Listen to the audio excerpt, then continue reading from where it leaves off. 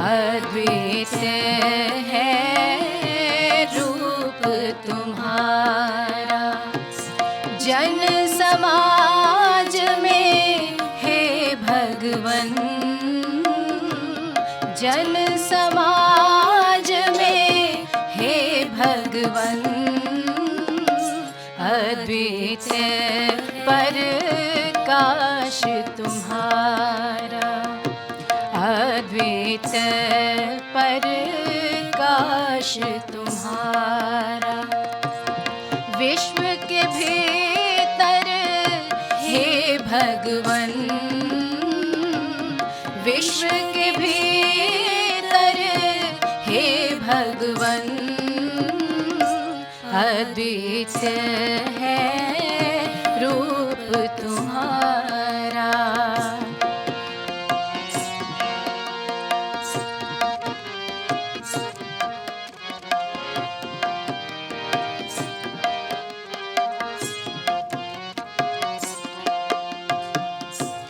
आत्म जगत में अंधकार के तुम हो नाशक हे भगवन। आत्म जगत में अंधकार के तुम हो नाशक हे भगवन। जीवन तत्व ज्ञान के तुम प्रकाशक हे भगवन, तुम प्रकाशक हे भगवन।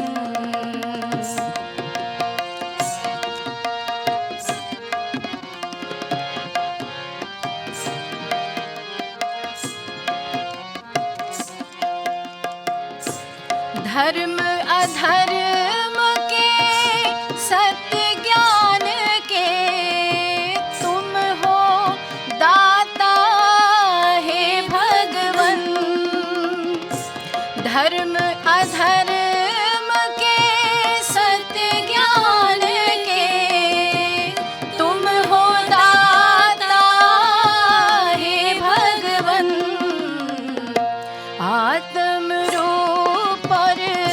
सत्य धर्म के आत्म रूप सत्य धर्म के तुम दर्शाता हे भगवन, तुम दर्शाता हे भगवन।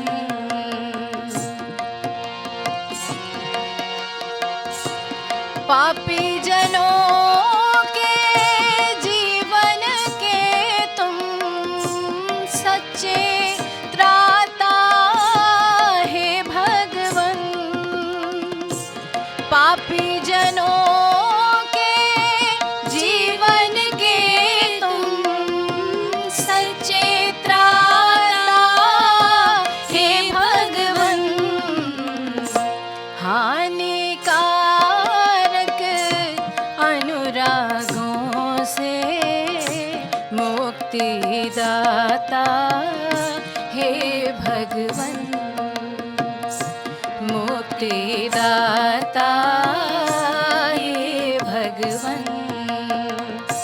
अद्वैत है रूप तुम्हारा।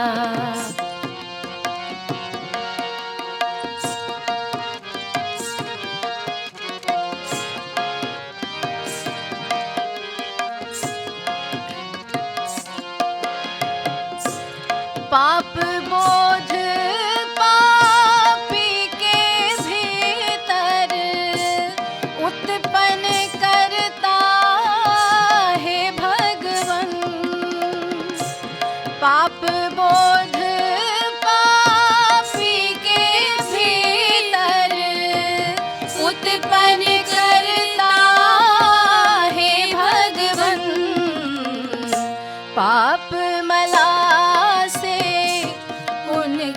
मन को निर्मल करता है भगवन, निर्मल करता है भगवन। योग्य जनों में उच्च जीवन के विकसित करता है भगवन, योग्य जनों में उच्च जीवन के विकसित करता है भगवन। धर्म कार्य करने के हेतु तुम बलदाता है भगवन, तुम बलदाता है भगवन।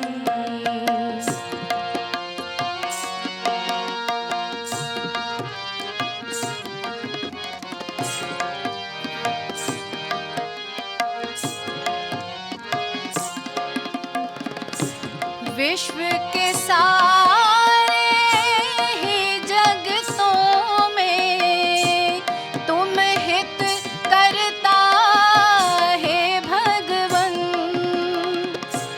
विश्व के सारे ही जगतों के तुम हित करता है भगवन। संबंधों उच्च मेल के उत्पन्न करता है भगवन, उत्पन्न करता है भगवन। अद्वितीय है रूप तुम्हारा,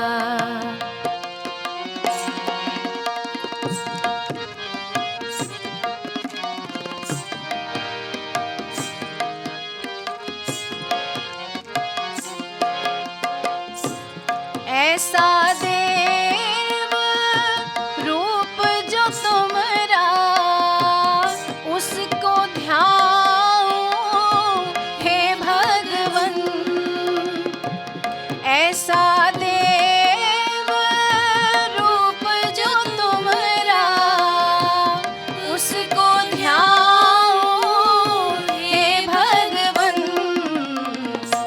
नगर नगर उसकी महिमा, नगर नगर में उसकी महिमा मैं फैलाऊं हे भगवन, मैं फैलाऊं हे भगवन।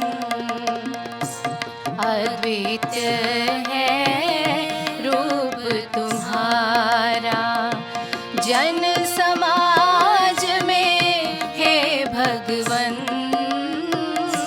जन समाज में हे भगवन। अद्वितीय प्रकाश तुम्हारा विश्व के भीतर है भगवन, विश्व के भीतर है भगवन, विश्व के भीतर है भगवन, विश्व के भीतर है भगवन। अद्वितीय है रूप तुम्हारा, रूप तुम्हारा, रूप तुम्हारा।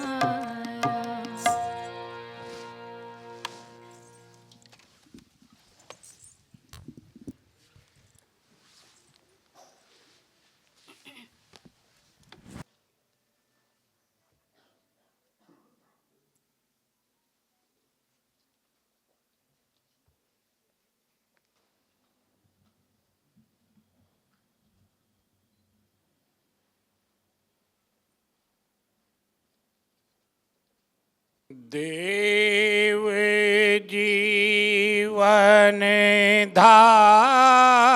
वनेधारेकम् देवे धर्मे प्रवर्तिकम्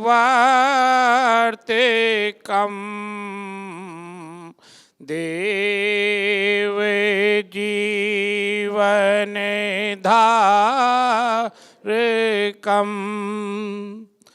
सत्य धर्मे प्रवर्तिकम्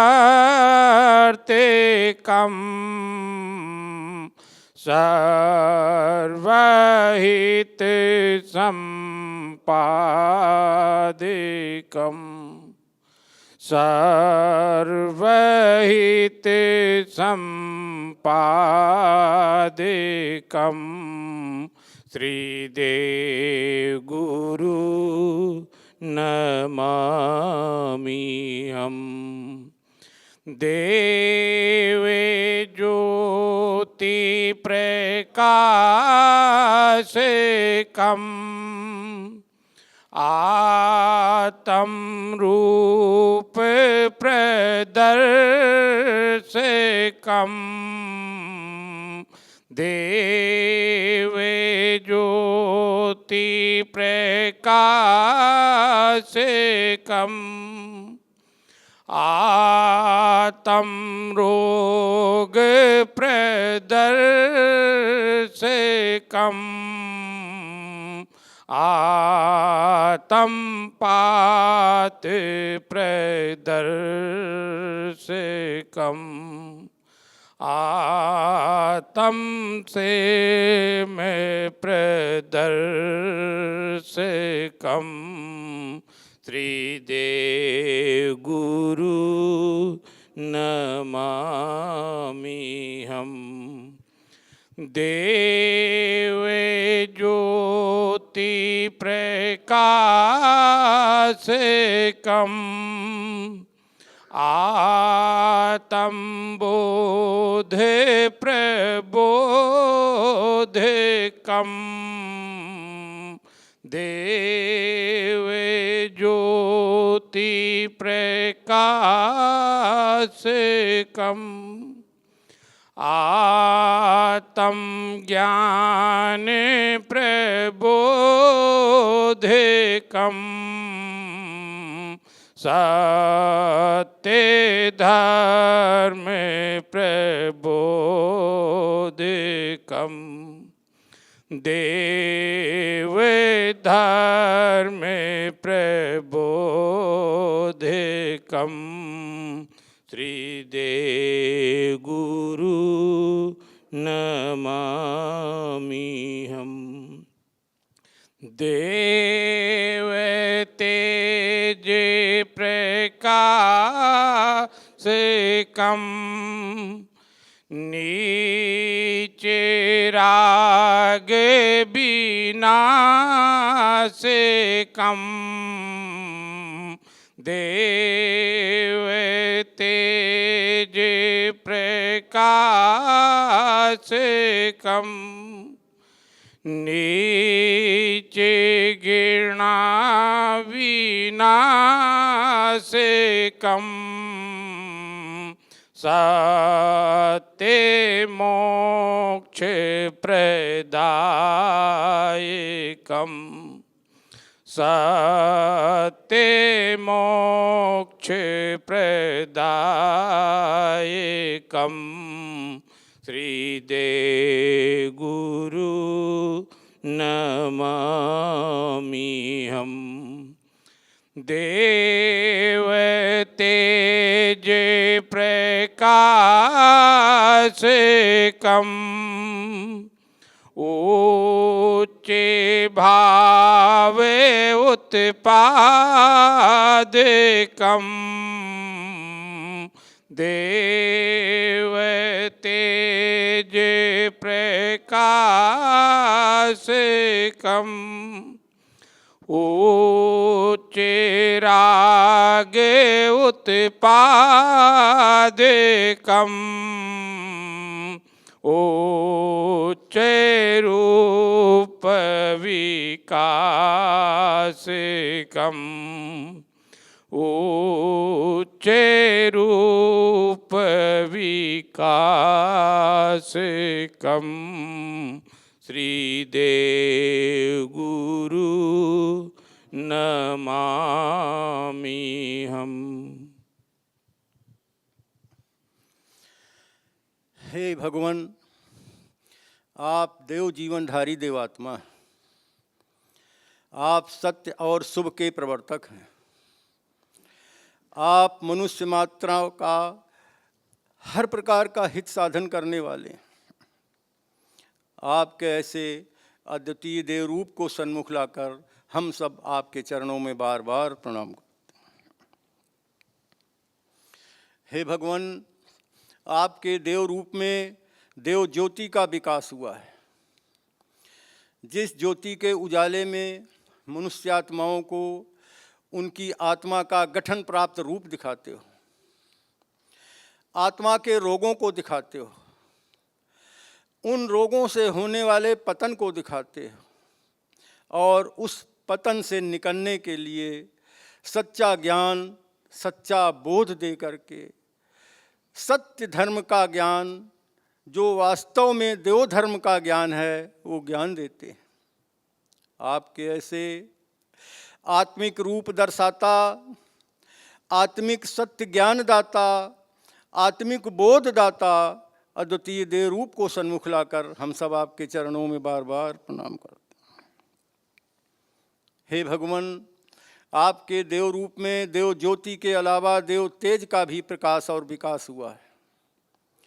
जिस तेज की तेजमयी किरणों के द्वारा अधिकारी मनुष्यात्माओं के नाना नीच सुख अनुरागों और नीच घृणाओं को नष्ट करके उनसे उन्हें सच्ची शुद्धि प्रदान करते हो, इससे भी बढ़कर उनके अंदर उच्च भाव और उच्च अनुराग उत्पन्न और उन्नत करके उनका उच्च जीवन में विकास करते हो। आपके ऐसे नीच अनुरागों से हरता, उच्च जीवन में विकास करता अद्वितीय देव रूप को लेकर हम सब आपके चरणों में बार बार प्रणाम करते हैं, बार बार प्रणाम करते हैं।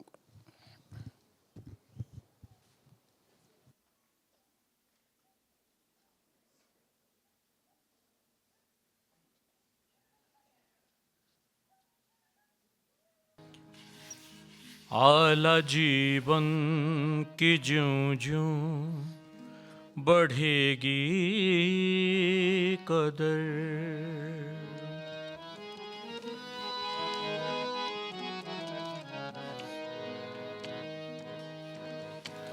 आला जीवन की ज्यों ज्यों बढ़ेगी कदर, आला जीवन की ज्यों ज्यों बढ़ेगी कदर, भागे आएंगे इस दर पे लाखों बशर, भागे आएंगे इस दर पे लाखों बशर, आला जीवन की ज्यों ज्यों बढ़ेगी कदर, आला जीवन की ज्यों ज्यों बढ़ेगी कदर।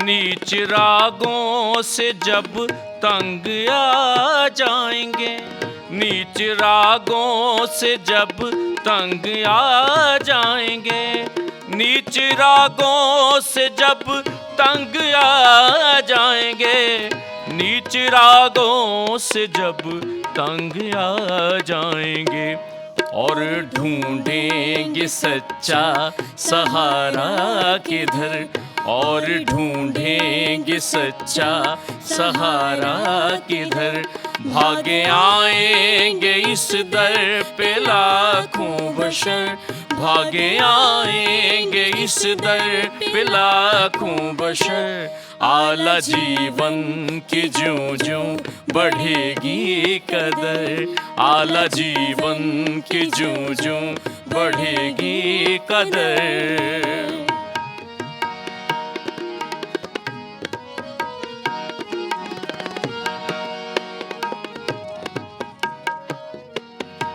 बढ़ती जाएंगी रिश्तों में जब तलखियाँ, बढ़ती जाएंगी रिश्तों में जब तलखियां,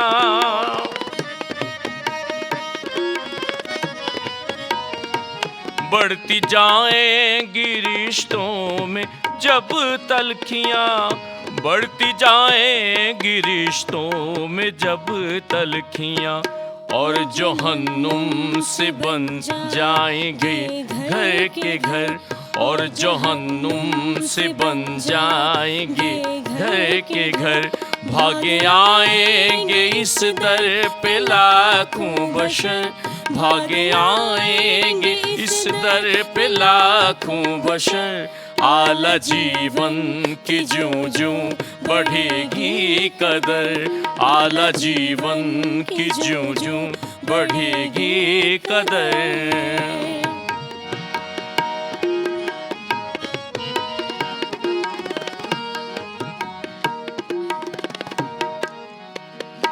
जोर सारा लगा अक्ल थक जाएगी,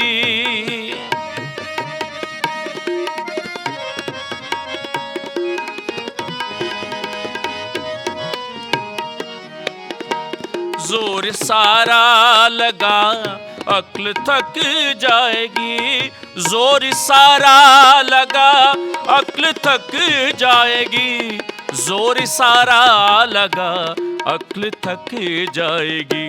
हार मानेंगे जब अपनी इल्मो हुनर, हार मानेंगे जब अपनी इल्मो हुनर।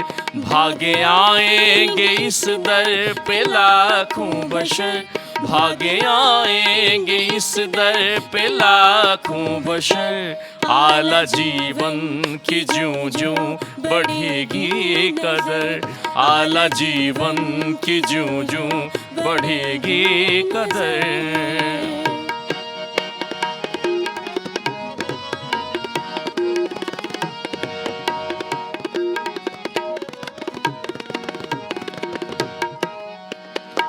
राजबल का नशा जब उतर जाएगा,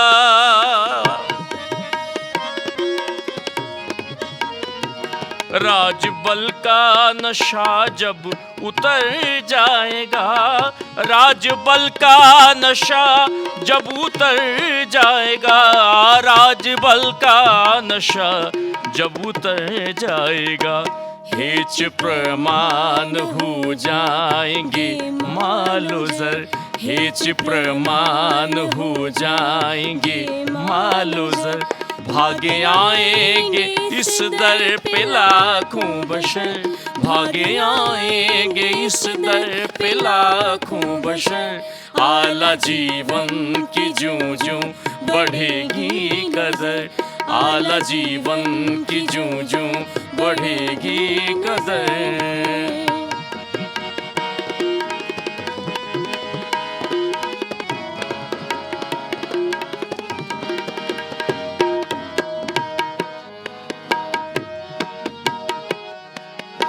नीच भावों से बढ़ती जो दिल की अगन,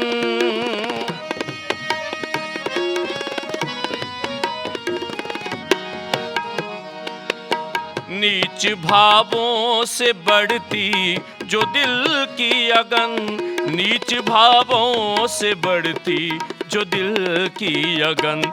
उससे देते बचा देव गुरु के असर, उससे देते बचा देव गुरु के असर।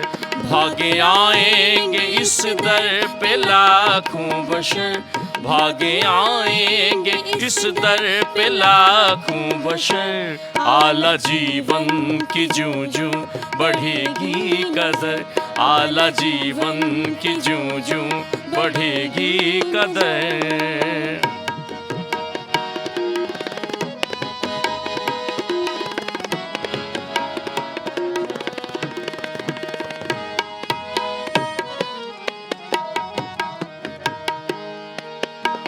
होगी वाज़ेह हकीकत या जितनी अधिक,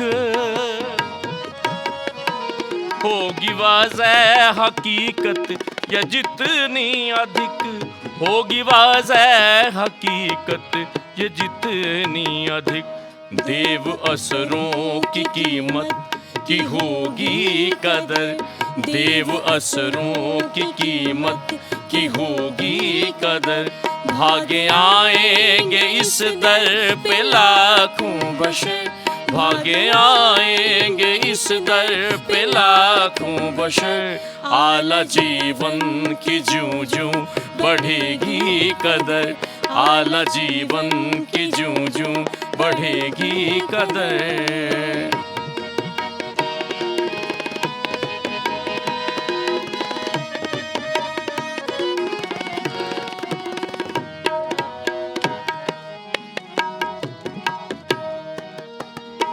राज फैलेगा सच्चे धर्म का यहाँ,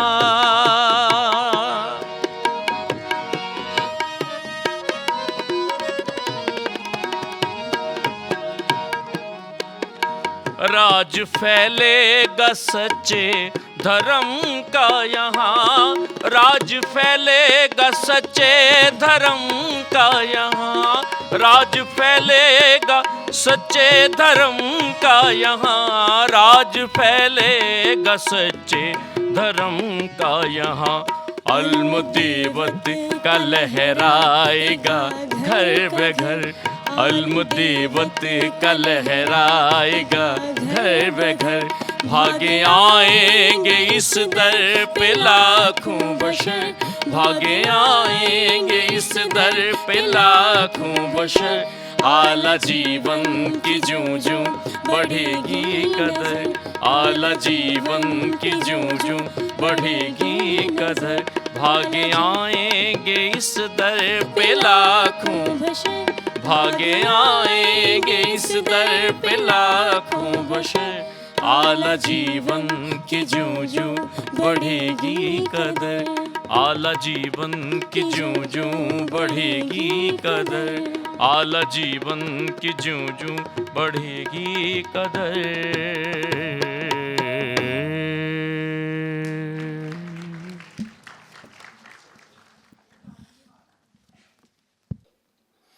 हमारे बहुत ही सम्मान के योग्य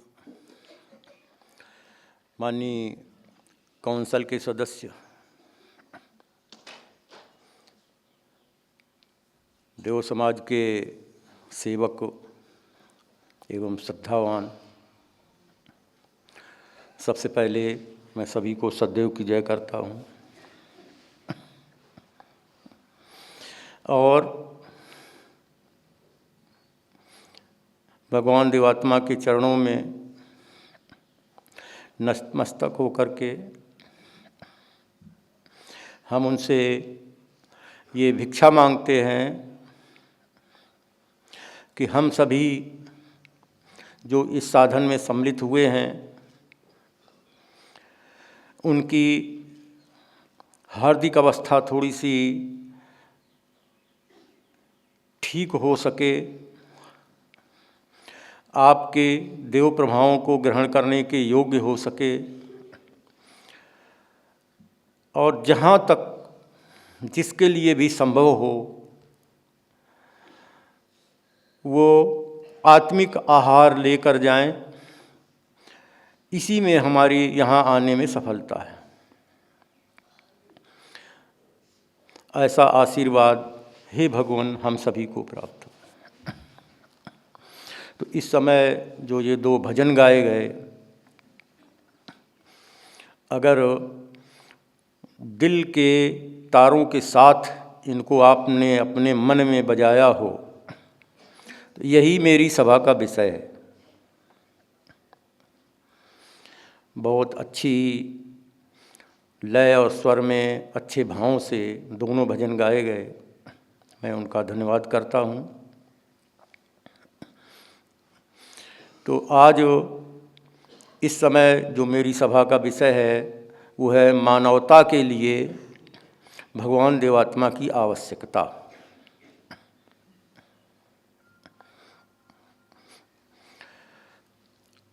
मानवता शब्द वैसे मानव शब्द से बना है। मानव शब्द का भाववाचक संज्ञा मानवता होती है। मानवता का अर्थ ये है कि मनुष्य के लक्षण होने चाहिए, मनुष्य के गुण होने चाहिए। तो गुण क्या नहीं है, उसके विषय में अगर हम दूसरे पक्ष को भी देखें, मानवता का विरोधी शब्द होता है दानवता।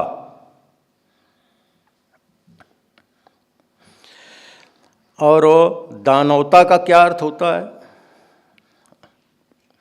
जिसमें नैतिक नियमों का ह्रास हो, नैतिक नियमों की कमी हो,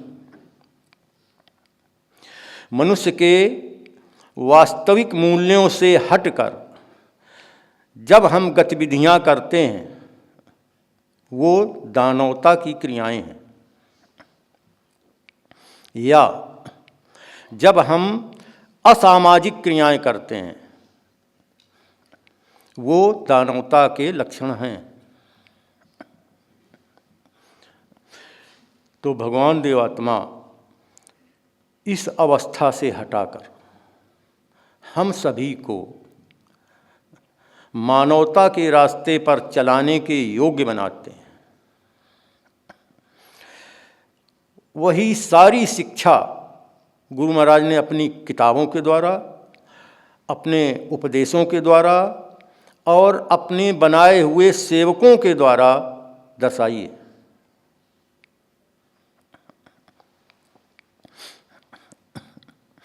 यदि हम देखें, प्रायः हर मनुष्य का स्वभाव इसी ढांचे में ढल गया है।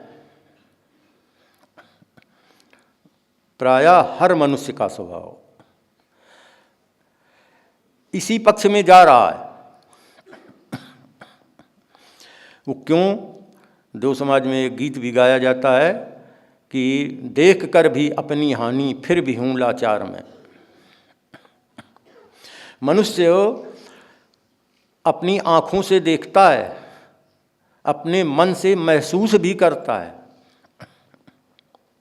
कि हम हानि कर रहे हैं और हमारे द्वारा हानि हो रही है, लेकिन फिर भी हूँ लाचार में, फिर भी मनुष्य लाचार है। यही मनुष्य की परिभाषा है। कई जगह गुरु महाराज ने ऐसी परिभाषा दी है कि ये मनुष्य सुख अनुरागी है। जिधर को सुख मिलता है, जिस काम में सुख मिलता है वही काम करता है। इसके अलावा मनुष्य काम कर ही नहीं सकता है। और अच्छाई की तरफ जाने के लिए एक वातावरण की ज़रूरत होती है, लेकिन अपना जो सामाजिक वातावरण है वो कुरीतियों से भरा हुआ है और कुसंस्कारों से भरा हुआ है। इसीलिए हम सभी मनुष्य कुरीतियों में और संस्कारों में फंस करके उनके वश में हो गए हैं। और जब कोई मनुष्य किसी के वश में हो जाता है फिर वहाँ से निकलना बहुत मुश्किल हो जाता है। तब तक नहीं निकल पाता है जब तक उसको सत्य का मार्ग नहीं दिखाई देता है। और जब सत्य का मार्ग दिखाई देता है और उसको नहीं अपनाता है, बहुत से लोग जानते हैं कि ये काम गलत है लेकिन फिर भी करते हैं। जानना और उसको अपनाना बहुत जरूरी है। प्रचलन ऐसा है कि गंगा में नहा लो, तीर्थ स्थानों पर चले जाएं, उनसे हमारे पापों से, हमारे दुराचारों से मोक्ष हो सकती है, ऐसी धारणा है। लेकिन उनसे होती नहीं है। तो गुरु महाराज ने जो शिक्षा दी है उसमें लिखा है कि किसी भी मनुष्य के लिए उसके स्वभाव, उसकी रुचि और संस्कार की स्वाधीनता में हस्तक्षेप करना उचित नहीं है। ये मनुष्य की स्वतंत्रता है, कोई भी किसी तरह से रह सकता है। लेकिन दूसरा और है, हम किसी के खान पान में, किसी के वस्त्र धारण में या किसी अन्य इसी प्रकार के कोई भी जो साधन प्रचलित हैं उसमें हस्तक्षेप नहीं कर सकते हैं।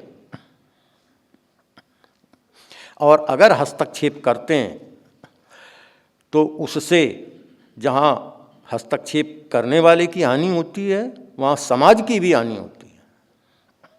ये थोड़ा सा गहराई से सोचने वाला है,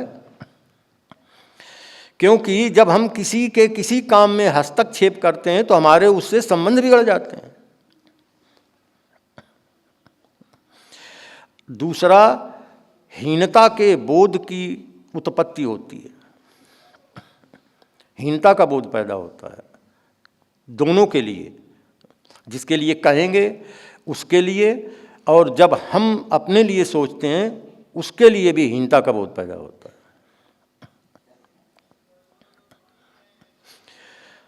और जब तक किसी को हीनता का बोध उत्पन्न नहीं होता है तब तक वो उससे निकल भी नहीं सकता, ये भी सत्य है। इसलिए हीनता का बोध होना भी आवश्यक है। जैसे किसी के पास धन नहीं है, धन से हीन है, तभी वो धन कमाने का इच्छुक बनेगा और धन कमाएगा।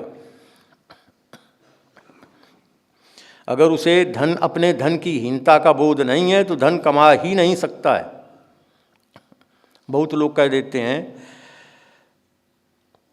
संतोषम परमम सुखम, मनुष्य को संतोष हो जाए तो बहुत सुख है, सबसे बड़ा, परम माने सबसे श्रेष्ठ सुख होता है। जो कहावतें कही गई हैं, जो भी ये बातें कही गई हैं, बहुत सोच कर कही गई हैं, लेकिन आदमी को संतोष होता ही नहीं। और धन कमाने में धीरे धीरे इतना धन कमाते हैं, इतना धन कमाते हैं कि धन के प्रेमी बन जाते हैं। उसी में अपना तन मन धन, जो कुछ सोच और परिवार सब उसी में लगा देते हैं। और जब ऐसा करने के लिए सोचते हैं तो हम वही अनैतिकता का साधन पकड़ते हैं और नैतिक जीवन से दूर होते चले जाते हैं।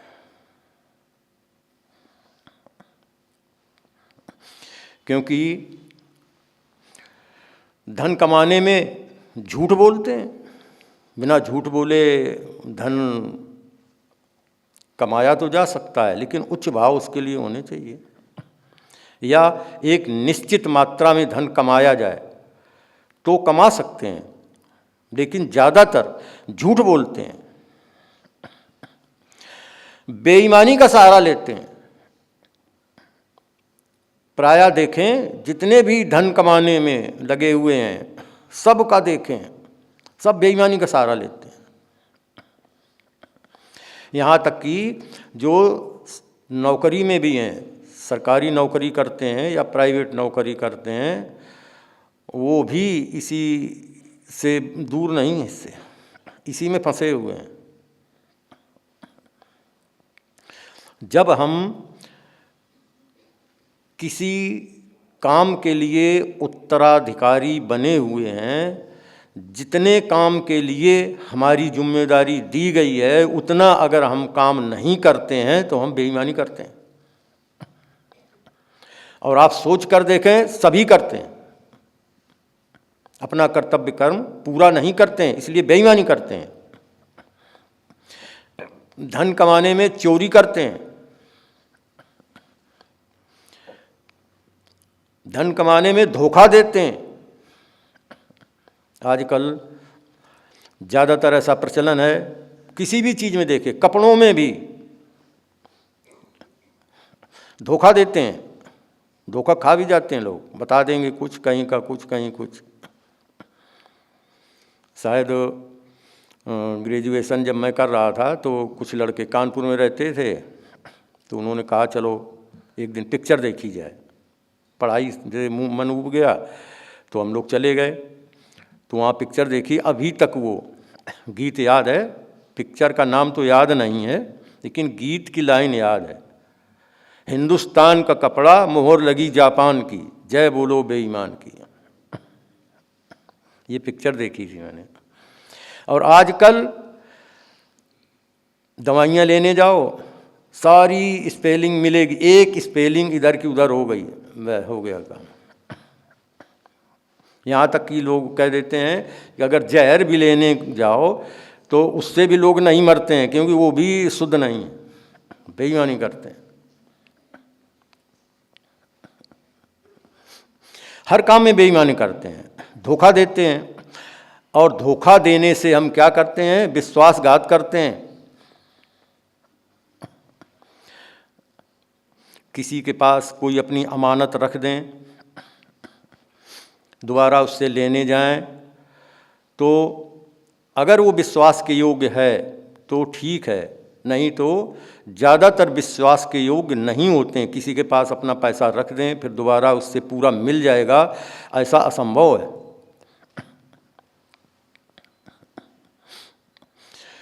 और ये सब करके, इतना सब कमा करके हम करते क्या हैं? उस धन का दुरुपयोग करते हैं। अगर हम धन को सदुपयोग में लगाने लगें तो हमारा बहुत अच्छा जीवन और धन का एक सही उपयोग हो सकता है, वास्तव में जिस लिए हम कमाते हैं। लेकिन दुरुपयोग क्या करते हैं? आप घरों में देख लें, आप अपने घरों में अनुष्ठान करते हैं, कई अनुष्ठान करते हैं, तो क्या पैसों का सदुपयोग करते हैं?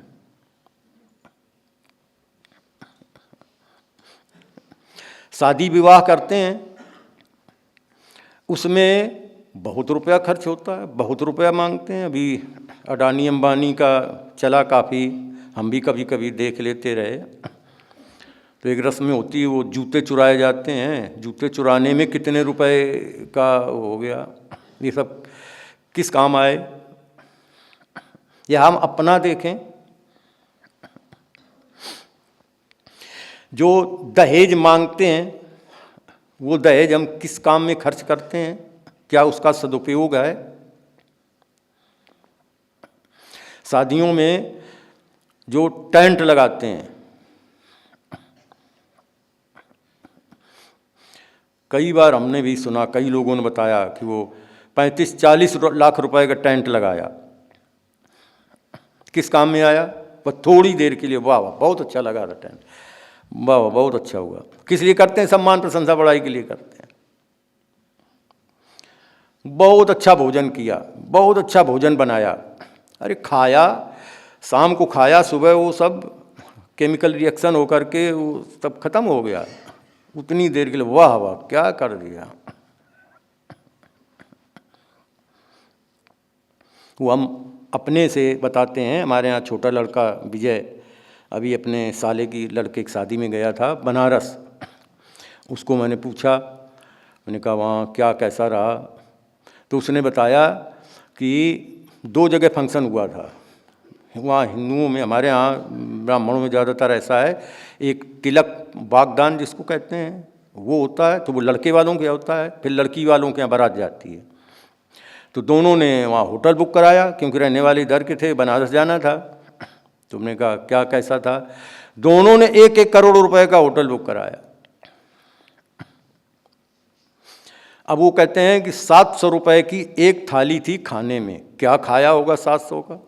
सारा हाजमा बिगाड़ के रख दिया होगा। वो बीमार हो गया था वहाँ, खाया उसने, बीमार हो गया, डॉक्टर के पास गया, फिर दवाई ली।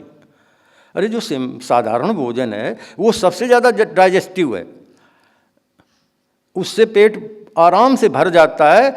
और जो एक शरीर के अंदर भोजन जाने का नियम है और पचने का नियम है, और जो उससे हमारे खुराक बनती है वो एक निश्चित नियम है, वो ज़्यादा बहुत कीमती भोजन खाने से नहीं बनता है। डॉक्टरों के पास जाएं, डॉक्टर साहब अपने बैठे हैं, इनको पूछना कि सब मना कर देते हैं कि ये तली हुई चीज़ें नहीं खाना है, ये अच्छी चीज़ें, बहुत गरिष्ठ चीज़ें नहीं खाना है, ये शरीर में गलत प्रभाव डालती हैं, लेकिन करते हैं। एक और देखते होंगे आप, जब जाते हैं शादी ब्याह में, वो बैंड बाजा बजता है, बड़े कीमती कीमती बैंड, थोड़ी देर के 2 घंटे के लिए बस हो गया। और बैंड में जब चलते हैं दूल्हे की वो साथ में, तो वो बहुत रुपए फेंका करते हैं। किस लिए फेंकते हो भाई? इसीलिए कमाया है तुमने। हम अपने आप खुद अपना बताते हैं, हम कई बारातों में गए, एक मुसलमान की बारात में हमको कहना नहीं चलना ज़रूर है। हमने कहा खाएंगे कुछ नहीं, चलेंगे और बस जैसे आप वहाँ पहुँच जाएंगे, अटेंडेंस हो गई, हम चले आएंगे वापस। कहते हैं ठीक। तो कहते हैं चलो थोड़ा सा बारात में दरवाजे तक चल दें। हम कहा ठीक है चलते हैं।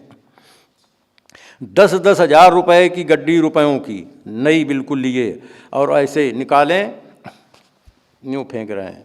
एक दूसरा आया, उससे भी ज़्यादा रईस होगा, 500-500 रुपये के रुपये यूँ मार रहा है। तो वहाँ बैंड वालों ने, बैंड वाला चूँकि अकबरपुर के था, चूँकि लालसा थी हमारे अंदर, हमने पूछा, हम यार तुमको कितने रुपए मिल गए थे? कहते 27,000 रुपये हमको मिल गए थे। ये जो फेंकते हैं रुपए उसमें, और जो लड़के और नीचे ले जाते हैं वो और थे। अरे किस लिए खर्च कर, इसीलिए कमाया तुमने। ये सारा फिजूल खर्ची के लिए करते हैं। और मांसाहार क्या है? ये पैशाचिक भोजन है, ये मनुष्य का भोजन नहीं है। वहाँ शराब पीते हैं, ये आसुरी भोजन है, असुरों का भोजन है, राक्षसों का भोजन है, ये मनुष्य का भोजन है ही नहीं, लेकिन करते हैं। तो हम मनुष्यता की तरफ, चूँकि हमारा विषय है कि मनुष्यता को भगवान दिवात्मा की क्यों ज़रूरत है, तो इसमें और आगे जो हम जीवन जीते हैं वो प्रायः विलासिता का जीवन जीना चाहते हैं सभी। विलासिता माने संसार के जो सांसारिक चीज़ों की इतनी खोज हो गई है और जो इतने प्रचलित हो गए हैं, वो सारे हमारे पास आ जाएं, वो सभी हमारे पास होने चाहिए। गुरु महाराज ने भी कहा है कि अपनी आवश्यकता की सभी चीज़ें अपने पास होनी चाहिए, लेकिन वो वस्तुएं जो हमारे विकास में सहायक हों, वो शरीर और आत्मा दोनों के लिए जो सहायक हों वो होनी चाहिए। लेकिन आप देखें, सामान खरीदते हैं जो कम पैसे में भी काम चल सकता है, वही सामान बहुत ज़्यादा पैसे में क्यों खरीदते हैं? शरीर की रक्षा के लिए जितने कपड़े उचित हैं, मौसम के अनुसार जो भी आवश्यक हैं वो होने ज़रूरी हैं, लेकिन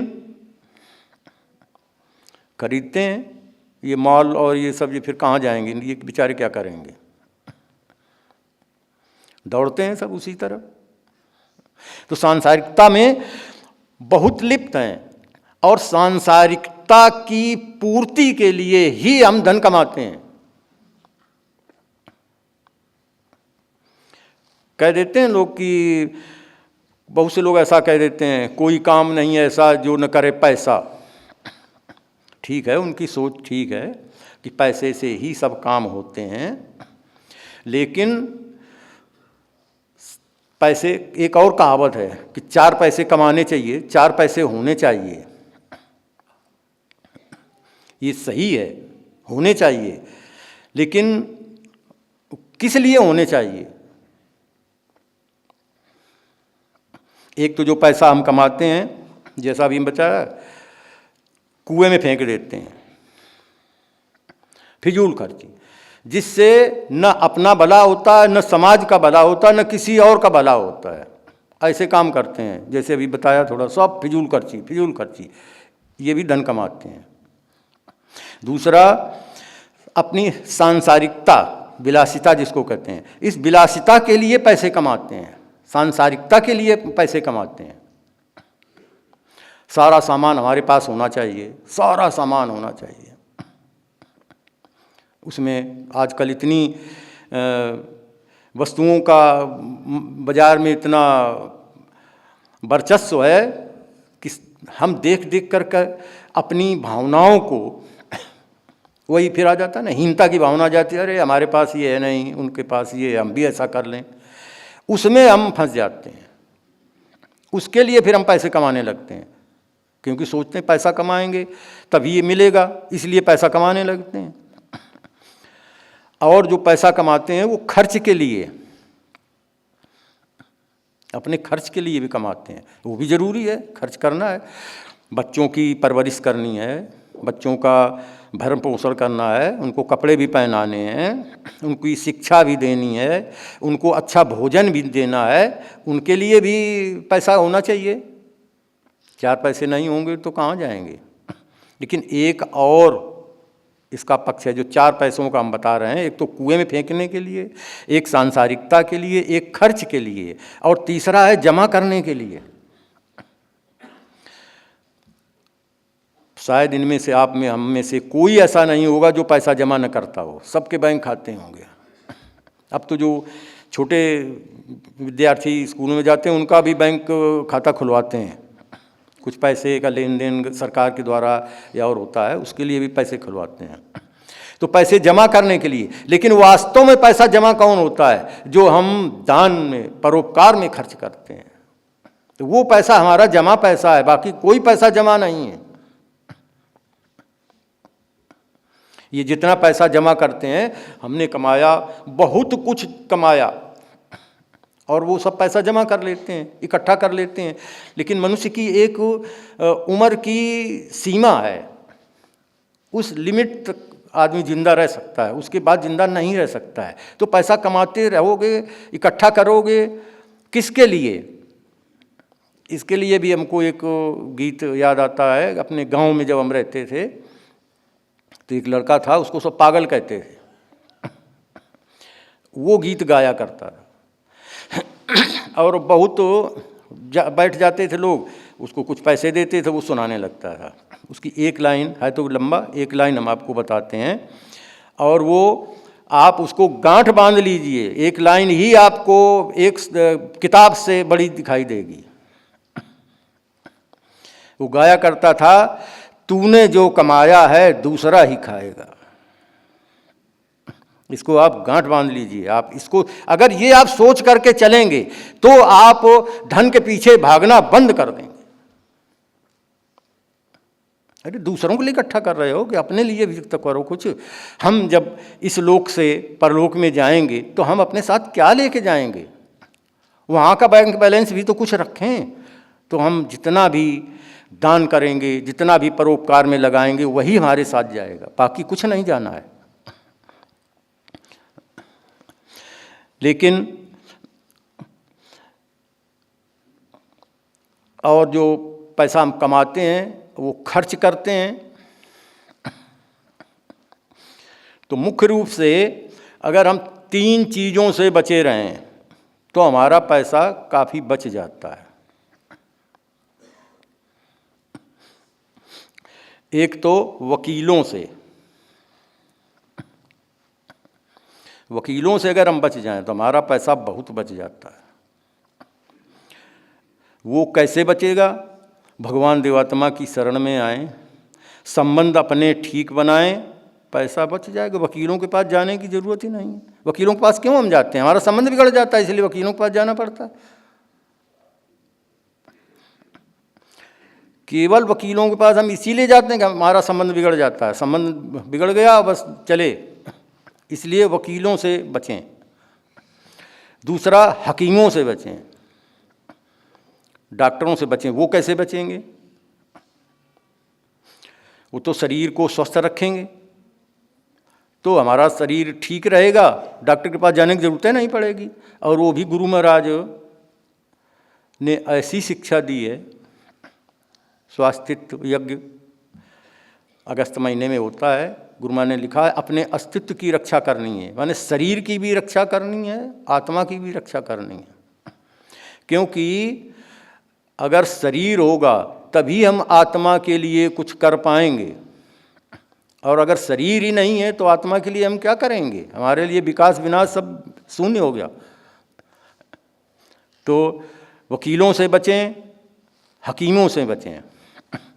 और एक और थोड़ा शायद आपको शब्द सुनने में थोड़ा ठीक अनुभव न हो, लेकिन इसी क्रम में बताया था, वकीलों से, हकीमों से और हसीनों से बचें। इसमें भी बहुत पैसा खर्च होता है।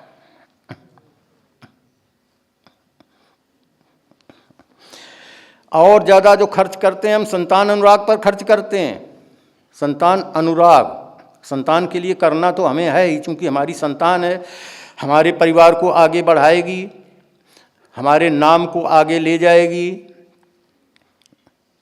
उस पर खर्च करना है। लेकिन जब संतान अनुराग के कारण जब हम खर्च करते हैं तो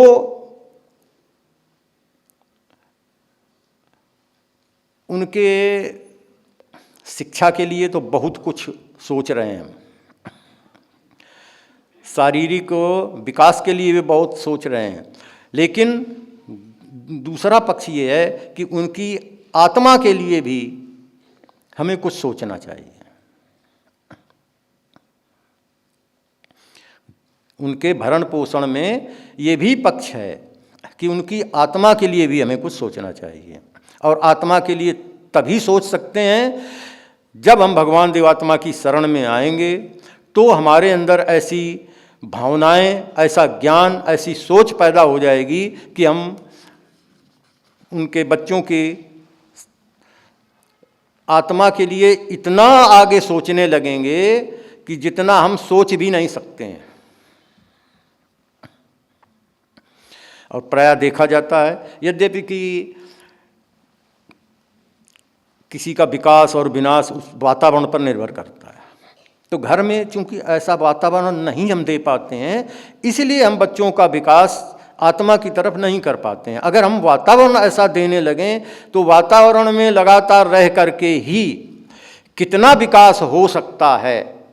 माननीय सेक्रेटरी साहब का उदाहरण है, किस वातावरण में रह करके और किस तरह से शिक्षा पा करके क्या हो गए, आप खुद देख सकते हैं। इसलिए बच्चों पर भी, देव समाज में ज़्यादातर लोग बच्चों को देव समाज में नहीं लाते हैं।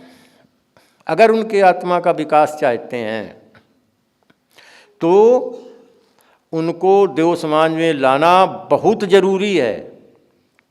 न ला सकें, किन्हीं कारणों से समस्याएं होती हैं, तो घर में उनको भगवान देवात्मा की शिक्षा का ज्ञान देना और उसका अनुकरण करना जरूरी है। शिक्षा तो बहुत लोग दे देते हैं, लेकिन शिक्षा के साथ साथ जब हम अनुकरण करते हैं तब उसका हमारे ऊपर प्रभाव पड़ता है और वो हमारी भावनाओं को प्रेरित करती हैं। पढ़ते तो बहुत लोग हैं लेकिन उसका अनुकरण नहीं करते हैं। बहुत ज्ञान दिया जाता है कि ऐसा कर लिया करो, ऐसा कर लिया करो, लेकिन मानता कौन है? उसके हिसाब से चलता कौन है? तो इसको हम अगर छोड़ें तो छोड़ इसलिए नहीं पाते हैं कि लगभग पूरा संसार धन में, अपने स्वार्थ में, शरीर के लिए स्वाद में, मान प्रशंसा बढ़ाई में, इन्हीं में सारे में लगा हुआ है। सब में नहीं, किसी न किसी एक में कोई न कोई चीज़ हर एक के साथ जुड़ी हुई है। इसलिए हम पीछे जा रहे हैं, इसलिए हमें आगे विकास हमारा नहीं हो रहा है। हमें विकास करने में थोड़ी सी दिक्कत होती है। और दूसरा होता ये है कि अगर जैसे हम देखें कि हम जो कोई काम करते हैं तो अपने हिसाब से हम वो सोचते हैं कि हम बहुत अच्छा काम कर रहे हैं। अगर जैसे एक शक्तिशाली व्यक्ति है, वो पड़ोस में किसी की ज़मीन है, किसी की कोई संपत्ति है, उस पर वो कब्जा कर लेता है और उस पर अपना अधिकार जमा लेता है। तो उस गरीब की, जिसकी ज़मीन पर कब्जा किया, जिसके अधिकार का अपहरण किया, उसके ऊपर क्या बीतती है, उसको कितना दुख होता है, इसके लिए वो दुखी नहीं होते हैं। अगर ये दुख उनको समझ में आ जाए तो गलत काम कर ही नहीं सकते हैं, अमानवता का काम कर ही नहीं सकते हैं। वो मनुष्यता की ओर ही जाएंगे और मनुष्य ही बनेंगे, लेकिन ऐसा नहीं कर पाते हैं। वो इसलिए नहीं कर पाते हैं, सुख के अनुरागी हैं, जिस चीज़ में सुख मिलता है उसी तरफ भागते हैं। और जब भी हम सुख के पीछे भागते हैं तो हम सत्य और शुभ का साथ नहीं दे सकते हैं, देते नहीं हैं, दे नहीं सकते हैं। ये कंपलसरी है कि हम नहीं साथ दे सकते हैं। और जब तक हम सत्य और शुभ का साथ नहीं देंगे तब तक हम अपराध करेंगे, मोहबंधन में फंसेंगे और अनुचित मोहबंधन में फंसेंगे। और जब अनुचित मोहबंधन में फंसेंगे तो हम दुखी होंगे। हर समय मनुष्य जब भी दुखी होता है वो अनुचित चिंताएं, क्रियाएं या संबंध बनाता, तभी दुखी होता है। और जब ऐसा करेंगे तो आत्मा को रोगी बनाएंगे और आत्मा का पतन हो जाएगा, जो हमें दिखाई नहीं देता है। इसलिए आत्मा के पतन से बचने के लिए हम उल्टा दृष्टा मत बने। हम उल्टा दृष्टा बने हुए हैं। जो चीज़ सही है वो हमें गलत दिखाई देती है और जो गलत है वो हमें सही अनुभव होती है। और चूंकि सही अनुभव होती है इसीलिए उसी तरफ हम भागते हैं। इसलिए सही गलत से अगर बचे रहेंगे तब भी हमारा काफ़ी भला होगा। और दूसरा और है, सुख अनुराग के कारण ही मनुष्य झूठ बोलता है।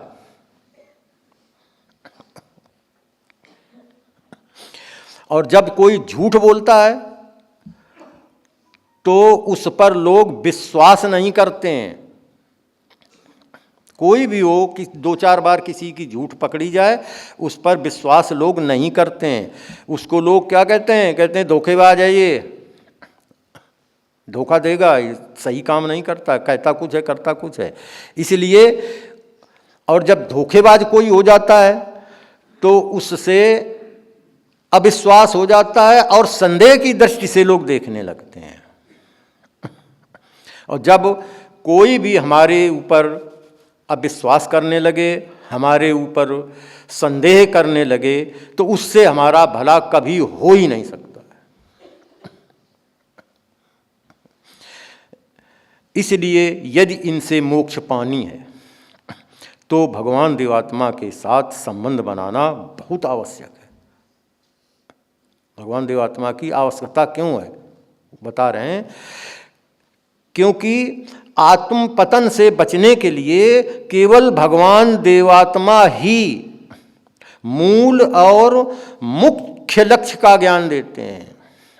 जो मुख्य लक्ष्य है, मूल नियम है हमारे जीवन का, वो केवल भगवान देवात्मा ही देते हैं और कोई नहीं देता है। इसलिए इनके बताए हुए रास्ते पर चल करके, उनके देव प्रभावों को पा करके हम अपने जीवन को सफल कर सकते हैं। अब उनके अंदर देव प्रभाव थे, उनको जब हम जाने तो उसका हम अनुकरण भी करते हैं। किसी के अंदर कोई अच्छाई है, जब उसके विषय में हम जाने तो हम उसका अनुकरण करके उनके अनुसार चलने के योग्य बन सकते हैं। तो भगवान देवात्मा में असंख्य अच्छाइयाँ थीं। थोड़ी सी हम बताना चाहेंगे।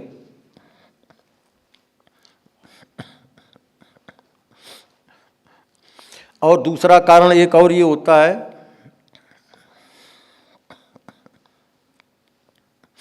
कि हम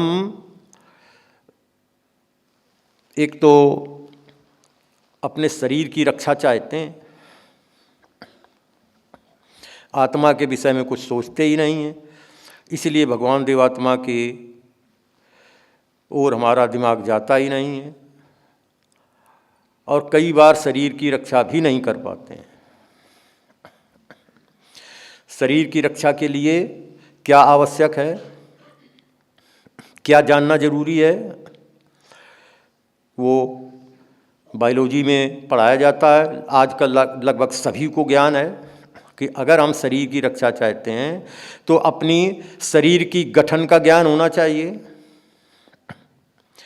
शरीर में रोग कैसे लगते हैं, कौन कौन से रोग लगते हैं और उनसे उपचार कैसे करते हैं, उनसे कैसे हम बच सकते हैं, इसका ज्ञान होना चाहिए।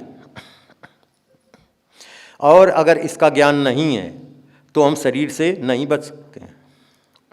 इसी तरह से आत्मा में भी भगवान देवात्मा ने बताया है कि मनुष्य को आत्मा की गठन का ज्ञान होना चाहिए, आत्मा के रोगों का ज्ञान होना चाहिए, और उन रोगों से उपचार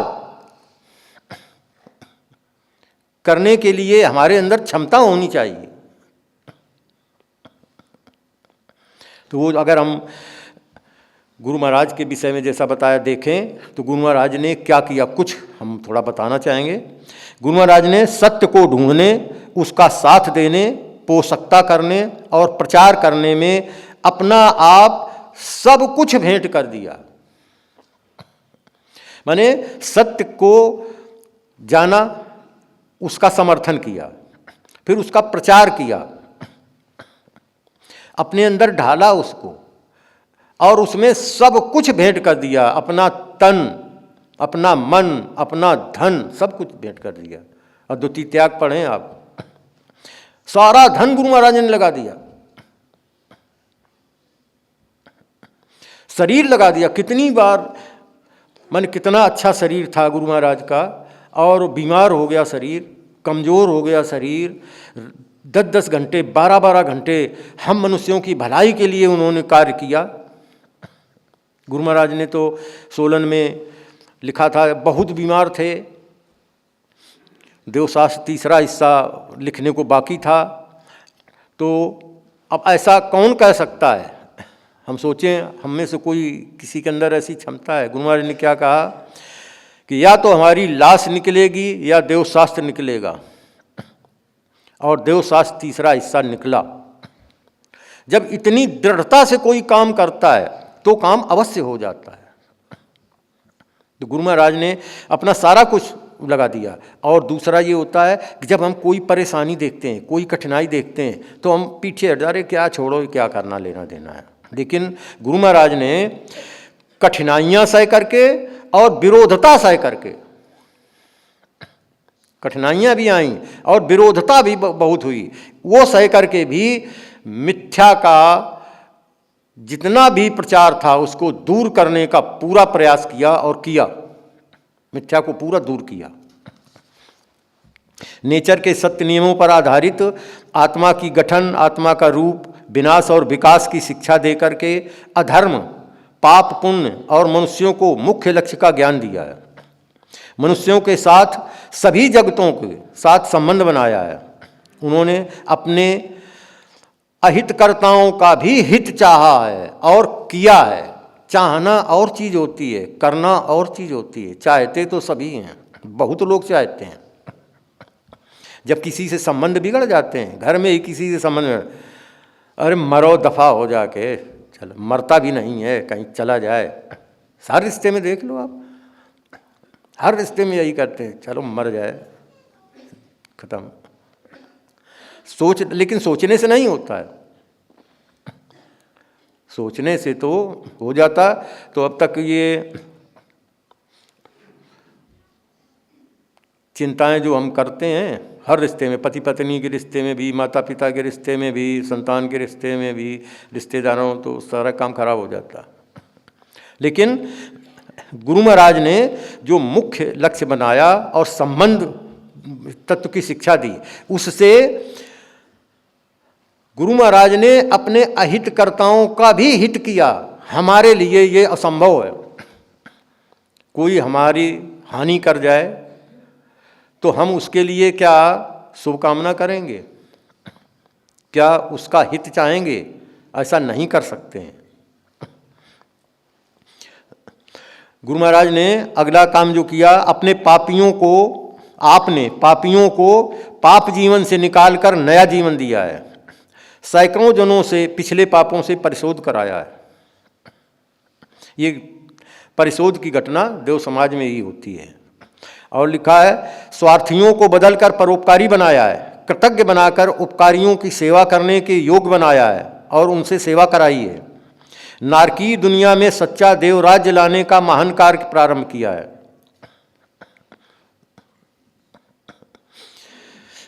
तो इस तरह से गुरु महाराज ने जो अपना जीवन जिया, अगर उस थोड़े से जीवन की झलक हम देखें तो हम भी कुछ बन सकते हैं। और बनेंगे कब? जब हम अपनी नीच भावनाओं का त्याग करें और उच्च भाव विकसित करें। वो हमारे लिए असंभव है, क्योंकि हमारा लक्ष्य ही नीच है। अगर उच्च जीवन का लक्ष्य हो जाएगा तो हम भी उच्च बनने के योग्य हो जाएंगे। और लक्ष्य बनाने के लिए कुछ तैयारियां भी करनी पड़ती हैं। कैसे लक्ष्य बनेगा? उसके लिए कि हमें उच्च जीवन की महिमा सामने आए, उसके लिए उच्च जीवन की आवश्यकता हमें अनुभव हो। कोई चीज़ की आवश्यकता होती तभी हम कोई चीज़ प्राप्त कर सकते हैं, पाने के लिए इच्छुक होते हैं, पाने के लिए जाते हैं। तो जब तक ये उच्च जीवन की आकांक्षा होगी नहीं तब तक होगा नहीं। और उच्च जीवन लाभ कैसे होगा? जब नीच भाव में तृप्ति नहीं मिलेगी।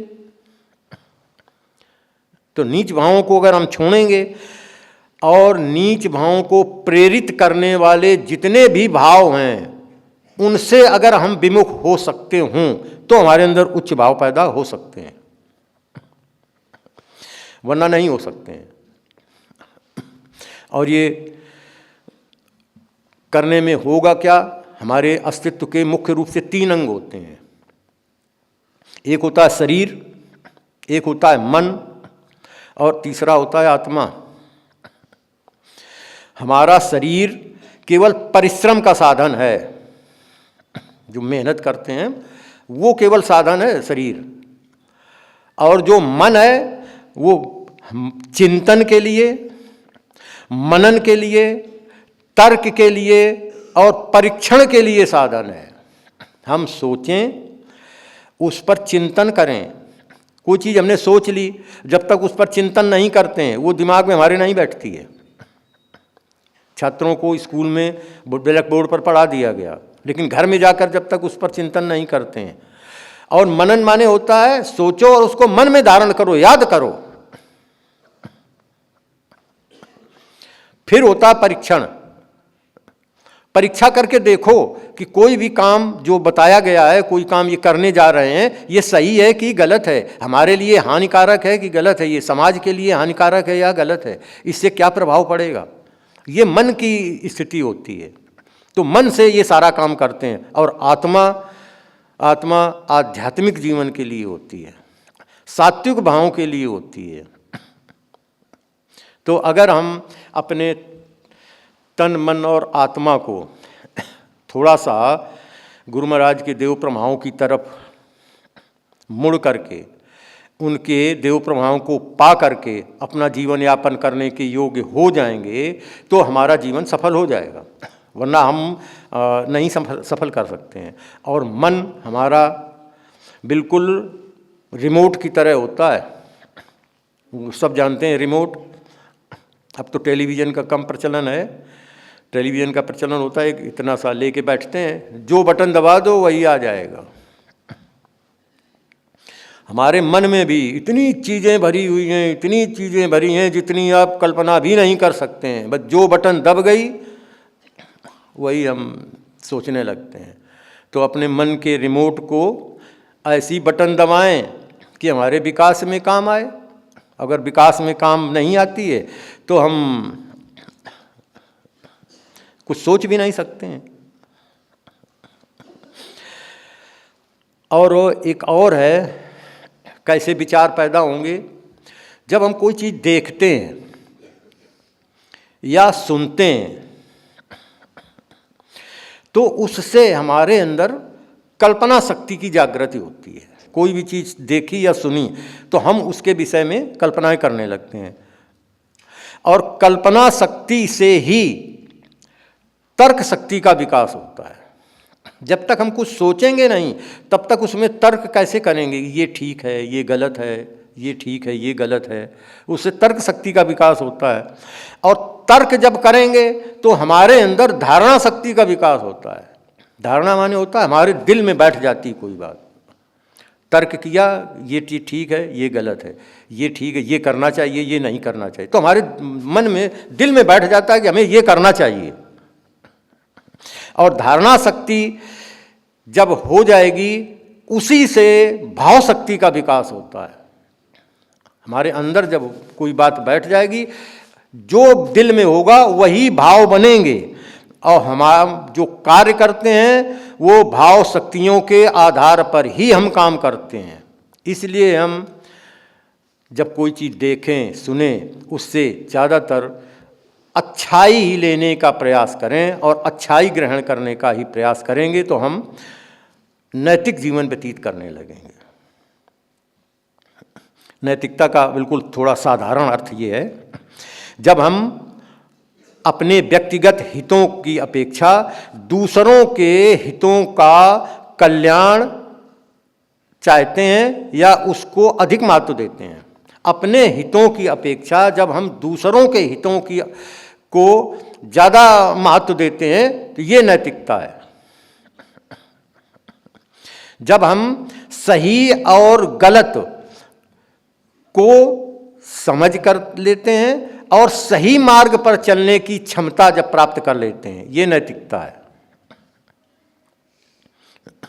तो इस तरह से अगर हम देखें तो जैसा बताया शारीरिक सुख, तो शारीरिक सुख भी मनुष्य के लिए आवश्यक हैं। गुरु महाराज ने भी शिक्षा दी है, ऐसा नहीं शरीर को मारना है। क्योंकि शारीरिक सुख क्यों आवश्यक हैं कि शारीरिक सुख के बिना न नैतिक जीवन यापन कर सकते हैं, न आध्यात्मिक जीवन यापन कर सकते हैं, न इसकी उन्नति कर सकते हैं। शरीर सुखी रहेगा, शरीर ज़्यादातर जिंदा रहेगा, ज़्यादा दिनों तक जिंदा रहेगा, तभी हम नैतिक जीवन को आगे बढ़ा सकते हैं, आध्यात्मिक जीवन को आगे बढ़ा सकते हैं। इसलिए शारीरिक सुख भी आवश्यक हैं। लेकिन होता क्या है कि हम सुखों की प्राप्ति करते करते हम दुखी हो जाते हैं। हमारे अंदर कमियां देखने की बड़ी आदत है, दूसरों की कमियां देखते हैं, और कमियां प्रायः हम देखते किसकी हैं, जो हमें नापसंद होता है। जिसको हम पसंद नहीं करते हैं उसी की कमियां देखते हैं, और जिसको हम पसंद करते हैं उसकी ये कमियां हमें सामने आती ही नहीं हैं। ये इस पर थोड़ा सा विचार करने का है, आप थोड़ा इस पर विचार करना कि कैसे होगा। अब जैसे मनुष्य की जो सोच है, वो जो रक्षा करना चाहता है, वो मुख्य रूप से मनुष्य अपने शरीर की रक्षा करना चाहता है, अपने धन की रक्षा करना चाहता है, अपनी इज्जत की रक्षा करना चाहता है, और अपने संबंधों की रक्षा करना चाहता है। ये मुख्य रूप से हैं मनुष्य जिनकी रक्षा करना चाहता है। धन की, इज्जत की, संबंधों की, ये और ये जो बताए, आप थोड़ा सोचें। जो देव समाज के लोग हैं वो तो जानते ही हैं, जो श्रद्धावान हैं वो थोड़ा पढ़ कर देखना। देव समाज का सेवक जब बनता है कोई, तो उसमें प्रतिज्ञाएं कराई जाती हैं।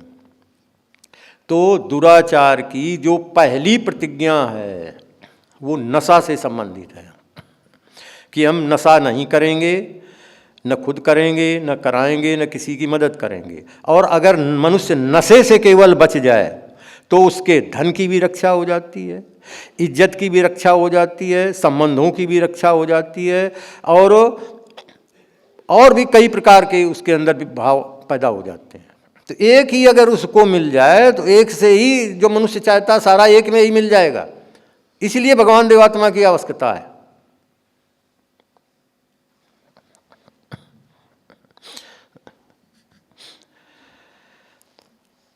अब जैसे एक और मनुष्य के शरीर के लिए, जैसे हम भोजन करते हैं, कोई भी चीज़ खाते हैं, तो उसके शरीर के स्वस्थ रहने के लिए वो जो अपशिष्ट होता है, जिसको मल कहते हैं, मल मूत्र, वो भी निकलना जरूरी है। अगर वो रुक जाए तो हम बेचैन हो जाते हैं, हम बीमार हो जाते हैं, हम परेशानी में पड़ जाते हैं। शरीर के लिए एक निश्चित क्रम है। इसी तरह से आत्मा के लिए भी ठीक उसी तरह से क्रम है कि आत्मा की खुराक जो खाएं उसमें जो मैल हो वो निकलनी चाहिए, और रोज निकलनी चाहिए, प्रतिदिन निकलनी चाहिए। शारीरिक मल कई दिन तक रुक जाए तो आप देखें क्या हाल होता है उनका। इसलिए आत्मा का भी जो आहार है वो भी, जो कमी हमारे अंदर है वो निकलनी चाहिए। लेकिन हम करते क्या हैं, मस्त रहते हैं अपने में, सोचते ही नहीं हैं कुछ। जबकि गुरु महाराज ने देववाणी लिखी है, गुरु महाराज ने हम लोगों के लिए एक दिया है अपनी वाणी में, तुम्हारा अस्तित्व स्वप्न नहीं किंतु सत्य है, इसके बनने और बिगड़ने के नियम भी सत्य हैं। विनाशकारी गतियों के अधीन रहकर जैसे तुम अपने अस्तित्व, शरीर और आत्मा दोनों की रक्षा नहीं कर सकते हो, वैसे किसी और अस्तित्व की भी रक्षा नहीं कर सकते हो। विकास लाभ करने के लिए तुम्हें अपने अस्तित्व के उन दुर्लभ सत्यों और ज्योति की आवश्यकता है जो हित और अहित के सच्चे विवेक के बिना आपकी अस्तित्व की रक्षा के लिए आवश्यक हैं, जो कि आपके अंदर उसकी आकांक्षा नहीं है। तो हमारे अंदर सत्यों को देखने की आकांक्षा ही नहीं है। हम सत्य की तरफ जाने के अपने स्वभाव से मजबूर हैं, अच्छाई की तरफ जा नहीं सकते हैं जबकि जाना चाहिए। इसलिए हमें गुरु महाराज के प्रभावों को पा करके खुद हमें देखना चाहिए, क्योंकि वो हम ही कर सकते हैं। एक किसी शायर ने लिखा है, न हम सफ़र से न किसी हम नसी से निकलेगा, हमारे मन का कांटा हम ही से निकलेगा। जो हमारे मन में मैल भरी हुई है, जो कांटा चुभा हुआ है, वो हम ही से निकलेगा। इसलिए हमें अपने मन को शुद्ध रखने के लिए, जैसे हम अपने शरीर को रोज नहलवाते हैं, खूब साबुन लगाते हैं, फिर क्या करते हैं, शीशे के आगे जा कर के शक्ल देखते हैं, उसमें जो आवश्यकता होती है वैसे पदार्थ भी लगाते हैं, जो कमी होती है उसको हटा देते हैं। कपड़े पहनते हैं, कपड़ों में जो कमी दिखे वो हटा देते हैं, चेहरे में जो कमी दिखे वो हटा देते हैं। इसी तरह से अगर हम अपनी आत्मा को रोज नहीं नहलवाते हैं और शीशे में, गुरु महाराज की ज्योति में अगर हम अपने आत्मा को नहीं देखते हैं, उसकी मैल को नहीं हटाते हैं, तो हमारा आत्मा पतित हो जाएगा, हमारी शकल अच्छी नहीं बनेगी। जैसे शारीरिक शकल अच्छी नहीं दिखाई देती है, वो चूंकि बाहर से है, लेकिन हमारी जो आत्मा की शकल है देखने वाले वो भी देख लेते हैं, खुद हमारी शकल अच्छी नहीं बनेगी। इसलिए हमें अच्छी अपनी शकल बनाने के लिए सात्विकता का साधन जरूर करना चाहिए। बिना सात्विकता के हम विकसित नहीं हो सकते हैं, लेकिन सात्विकता में भी दोष हो जाता है।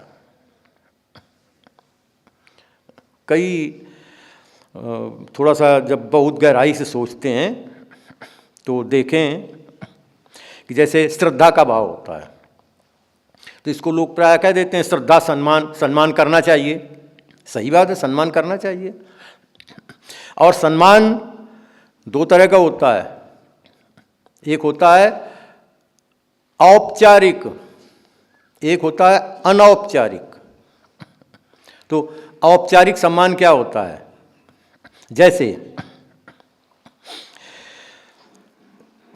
किसी ने, मिलिट्री में देखते हैं, पुलिस में देखते हैं, कहते हैं नमस्ते, उसने भी क्या कह दिया? नमस्ते। तो इसके माने क्या? दोनों के लिए एक दूसरे के प्रति सम्मान है, ये औपचारिकता पूरी करते हैं। एक सिपाही दरोगा को नमस्ते किया, माने वो उसका सम्मान कर रहा है, तो क्या दरोगा भी उसका सम्मान कर रहा है? सिपाही कैप्टन के पास जाता है, उसको सलूट मारता है, वो उसको भी सलूट मारता है, तो ये औपचारिकता पूरी करते हैं। नमस्कार किसी ने कह दिया, उसने भी कह दिया नमस्कार, औपचारिकता पूरी हुई। और धर्मों में सत श्री अकाल, सत श्री अकाल। देव समाज में भी एक खड़ा हुआ सतदेव की जय, वो कहते सतदेव की जय, ये औपचारिकता पूरी करते हैं। जब हमारे यहाँ कोई गेस्ट आता है, उसको गुलदस्ता भेंट करते हैं या माला पहनाते, ये सब औपचारिकता है। वकील जाते हैं कोर्ट में, हमने देखा कई बार माय लॉर्ड, तो ये क्या करते हैं? औपचारिकता पूरी करते हैं।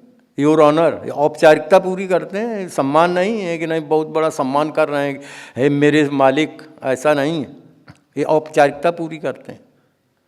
और इसी तरह से हम जब अपने बड़ों के, जैसे सिखाया जाता है, शिक्षा दी जाती है, नैतिक शिक्षा में स्कूलों में बताया जाता है कि हमें घर में अपने बड़ों का सम्मान करना चाहिए, तो केवल ये बता दिया जाता माता पिता के पैर छूने चाहिए, तो छूने में वो केवल औपचारिकता पूरी करते हैं, श्रद्धा भाव नहीं है।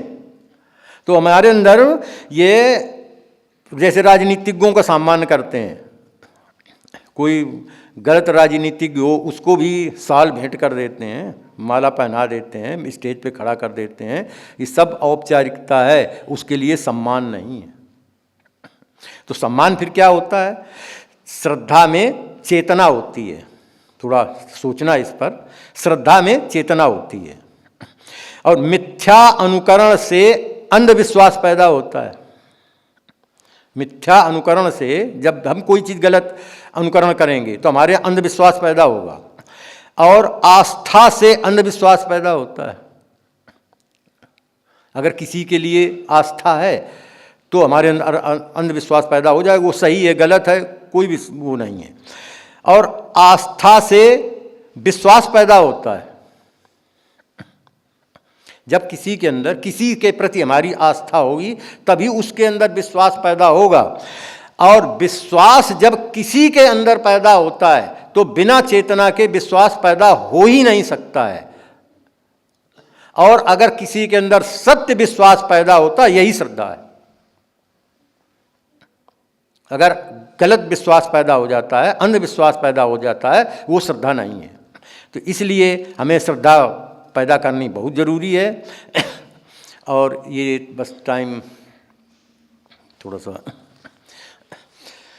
जैसा बताया, आला जीवन की ज्यों ज्यों बढ़ेगी कदर, भागे आएंगे इस दर पे लाखों बसर, भगवान देवात्मा की आवश्यकता हमें क्यों है, वो हम थोड़ा सा दो उदाहरण देंगे। उसमें भी एक शायरी किसी ने लिखी है, नज़रें बदलती हैं तो नज़ारे बदल जाते हैं। नज़रें जब बदलती हैं तो नज़ारे बदल जाते हैं, नाव जब चलती है तो किनारे बदल जाते हैं। जब हमारी सोच बदलती है तो हमारा पूरा भविष्य बदल जाता है। और नाव का चलती है तो किनारे बदल जाते हैं। जो हम गलत किनारे पर होते हैं, नाव पर बैठ के हम दूसरी तरफ चले जाते हैं। तो इस पक्ष में थोड़ा सा हम देखेंगे। देव समाज में एक हुए हैं श्रीमान भगत सिंह जी, कर्मचारी थे देव समाज के। उन्होंने अपने जीवन के विषय में थोड़ा सा लिखा है। मैं जीवन के संबंध में अंधकारग्रस्त, अज्ञानी और महाअबोधी था। नशों का दास था। भांग, शराब और अफीम का भी सेवन करता था। जानवरों का वध करके मांस खाता था। गंदे गीत गाता था। गंदी गालियां देता था। चोरी करता था। यदि कोई मेरी गलती बताता तो उससे लड़ाई झगड़ा करता था। मेरी छोटी उम्र में ही मेरे माता पिता का देहांत हो गया था, इसलिए पढ़ाई नहीं कर सका।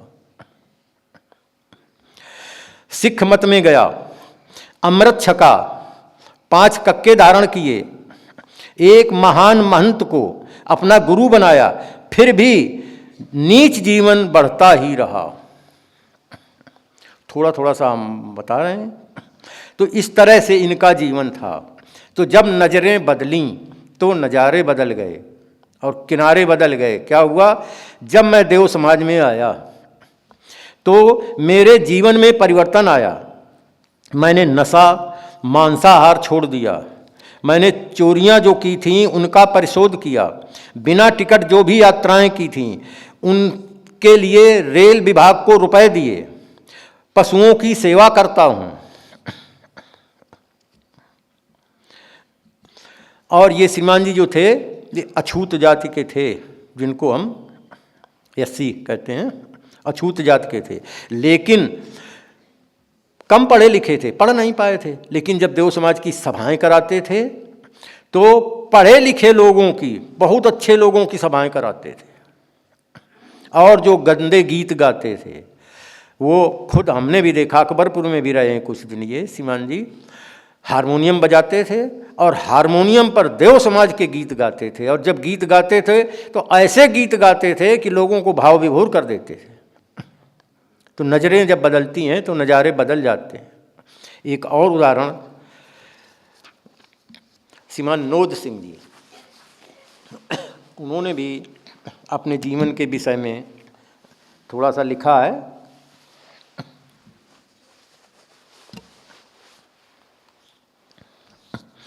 मेरा जन्म राजस्थान के अनूपगढ़ में अरोड़ा वंश में हुआ था। मुझे माता पिता से अच्छी पूंजी मिली थी। मैं प्रतिदिन गुरुद्वारे जाकर शब्दवाणी गाता था। सिख गुरुओं के प्रति बहुत श्रद्धा रखता था। कई सेवा के काम भी करता था। कबूतरों को रोज दाना डालता था। ईमानदार था। छल कपट से दूर था। ये सारा अपना बताया। माने पूंजी बहुत अच्छी मिली थी, लेकिन वातावरण क्या करता है? पूंजी और वातावरण सब सत्यानाश कर देता। कितना भी अच्छा देखें, कई बार हवा आंधी आती है। हमारे यहाँ एक याद आया, वो शादी थी किसी की, बड़ा अच्छा टेंट लगाया, बड़ा खाना बनवाया, तो मौसम ठीक था, गर्मियों का दिन था, खुले में सारा रख के उन्होंने कर दिया। और पता नहीं कहाँ से आंधी आ गई, तूफान, बड़ा तेज आंधी आई, तो सारी धूल मिट्टी, जो सामान सब्जी और जो कुछ रखे थे सब उसमें चला गया। थोड़ा सा धूल रुकी तो लोगों को खाने के लिए कहा कि भाई आप लोग शुरू करें। खाना जैसे ही शुरू किया और वो ट्रे वगैरह हाथ में ले करके जैसे ही शुरू किया, उन्होंने एक टेंट लगा था छोटा सा, तो पानी बरसने लगा। और इतनी करीब आधा घंटे तक इतना तेज पानी बरसा कि वो लोग वहीं थाल लिए ही खड़े रहे और कहीं निकल भी नहीं पाए। घुटनों तक पानी भर गया, घुटनों तक पानी में खड़े रहे। तो सारी जो सब्जी थी उसमें पानी, जो छेना मिठाई थी उसमें सब पानी भरा। जो वातावरण होता है सारा सत्यानाश करके रख देता है। इसी तरह से आत्मा का वातावरण भी जब आता है ऐसे झकोरे मारता है कि सारा एक तरफ रख देता है। तो इन्होंने क्या हुआ आगे, अच्छी पूंजी के बाद 25 वर्ष की आयु में भाइयों से अनमेल हो जाने के कारण अपनी धर्मपत्नी को साथ लेकर मैं अपनी बहन के घर फाजिलका चला गया। मेरे बहनोई वेदांती थे। वो शराब पीते थे और मांस भी खाते थे उनके साथ रहकर मैं भी शराब और मांस का सेवन करने लगा। सराफे की दुकान खोल ली, सोने में खोट मिलाने लगा, कम तौलता था, बांट छोटे बड़े रखता था, बहुत कमाई होने लगी। मैं तंबाकू पीने लगा और जो हुक्के से तंबाकू पीता उसमें चांदी की नली लगाई। सारा दिन हुक्का पीता रहता था, सट्टा भी खेलने लगा और आगे लिखा, वैश्यागमन भी करना प्रारंभ कर दिया। स्वाद अनुराग का गुलाम हो गया। धर्मपत्नी के साथ संबंध बिगड़ गया। उनको यंत्रणा देने लगा, उनके साथ मारपीट करने लगा। एक बार उनको मारने के लिए अफीम खाने को मजबूर किया और उन्होंने अफीम खा ली, लेकिन वो जल्दी थोड़ा सा उपचार हो गया तो किसी तरह से वो बच गई। और बच तो जाता जब कोई ज़्यादा नशा होता, सारी उम्र के लिए वो रोगी हो गई। मैं रात को बहुत देर से वैश्याओं के यहाँ से आता था, तब तक मेरी श्रीमती जी मेरी प्रतीक्षा करती रहती थीं और मेरे आने पर ही वो भोजन करती थीं। कई बार मैं खाना फेंक दिया करता था और ये कह दिया करता था कि आपका खाना ठीक नहीं बना है, जबकि मैं वैश्याओं के यहाँ से खाना खा के आता था। देख लो आदमी कहाँ कितना झूठ बोलता है, क्या करता है, कैसे क्या करता है। लेकिन मेरा महासौभाग्य कि मैं अपने उपकारी श्रद्धेय श्रीमान गुरवंत सिंह जी के संपर्क में आया। उनकी प्रेरणा से मैं देव समाज का सेवक बन गया और सेवक बन करके वो विकासार्थी बने और देव समाज मोगा में आ गए। यहाँ पर देव समाज में आकर देव प्रभावों ने मेरे जीवन का तख्ता पलट दिया। नशा मैंने छोड़ दिया, धर्मपत्नी की सेवा करने लगा, सराफा की दुकान बेच दी और वो सारा धन देव समाज को दे दिया। मोगा में एक छोटे से कमरे में रह करके मैं अपना गुजारा करने लगा, जहाँ मैं कहता था, पहले इन्होंने कहा था, उनके जीवन चरित्र में है कि जब मैं मरूंगा तो मेरी अर्थी के साथ वैश्याएं जाएंगी, ये कहा था उन्होंने।